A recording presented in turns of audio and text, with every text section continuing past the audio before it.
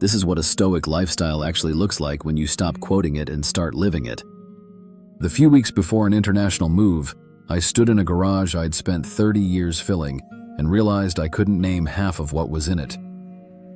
Boxes of tools I'd used once, a second set of camping gear in case the first set ever failed, cables for devices I no longer own. I had built a career in construction and sustainability and lectured people about resource use. And here was my own garage telling on me. We were moving overseas with what fit in a few suitcases. Everything else had to go. And as I sorted 3 decades of stuff into keep, give, and toss, a quote from Seneca kept circling back to me. It is not the man who has too little, but the man who craves more, who is poor. I'd read that line many times and nodded at it. Standing in that garage, I finally felt it. This video explores Stoicism not as a quote you screenshot or sustainability as a recycling chart that gets forgotten. It explores the place where the two meet and what happens to your actual life when they do. I've practiced Stoicism for years, and the overlap with sustainable living keeps surprising me. Obviously, the Stoics never wrote about carbon footprints. The core Stoic instruction, living in agreement with nature, already points there. Stoicism began in Athens around 300 BC with Zeno of Citium and ran through Seneca, Epictetus, and Marcus Aurelius. 4 virtues sit at the center of it: wisdom, courage, justice, and temperance. None of those were created for environmental work. They just happen to produce a lighter way of living when you take them seriously. Wisdom is seeing clearly and deciding rationally. Courage is doing the hard thing without flinching. Justice is fairness toward other people. Temperance is moderation, restraint, and knowing when you have enough. Run your consumption through those 4 virtues, and most of the waste falls out on its own.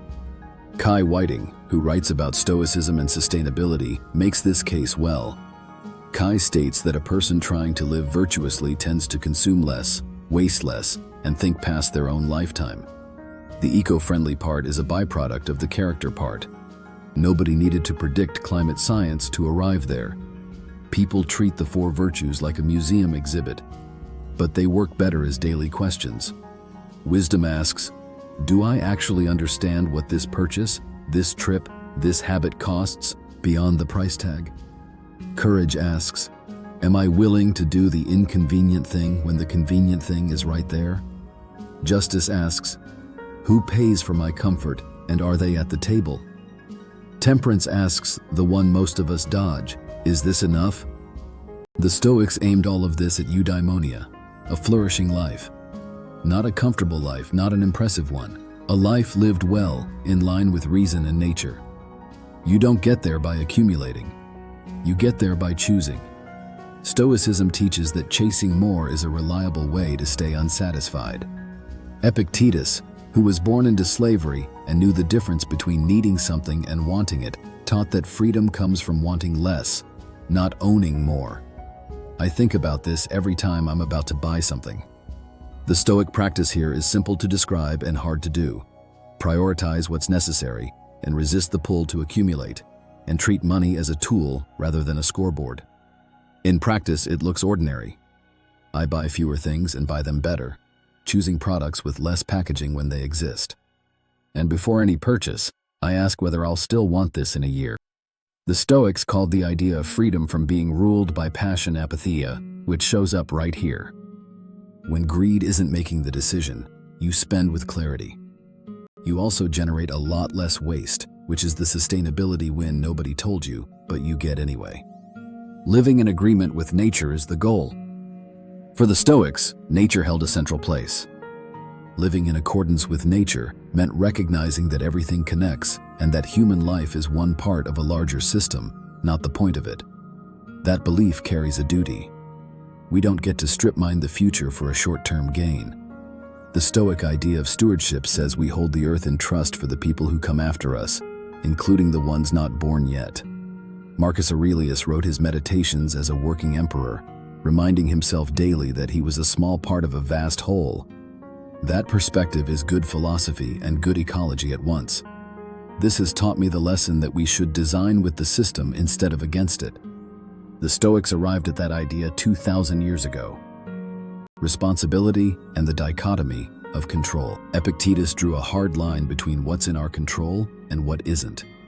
Our judgments, choices, and actions are ours. Outcomes, other people, and the weather are not. The skill is pouring your energy into the first column and making peace with the second. Climate news will crush you if you skip this step. The problem is global, the levers feel far away, and despair is the easy landing spot. The dichotomy of control gives you somewhere useful to stand. You can't fix the Earth's problems by yourself. You can choose what you buy, how you eat, how you travel, what you support, and how you talk to the people around you. Do those steadily, and let the rest be the rest. Staying focused on what you control, year after year, is how you last decades instead of burning out in a season. It takes real discipline to keep your hands on the levers that are actually yours. Self-control runs the whole thing. I set small daily intentions, limit screen time, and eat with some attention. Each small act of restraint makes the next one easier. Over time, the restraint stops feeling like a restraint and starts feeling like room to breathe. Simplicity is the next layer. Fewer, better things, less to maintain, store, insure, and eventually throw away.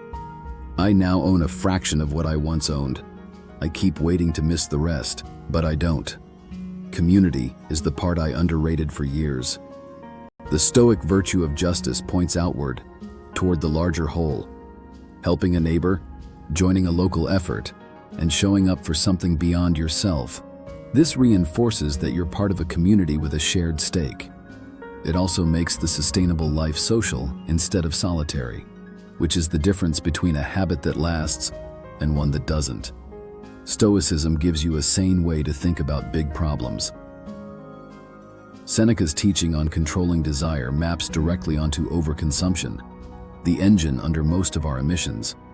Want less, burn less. It really can be that direct at the personal level.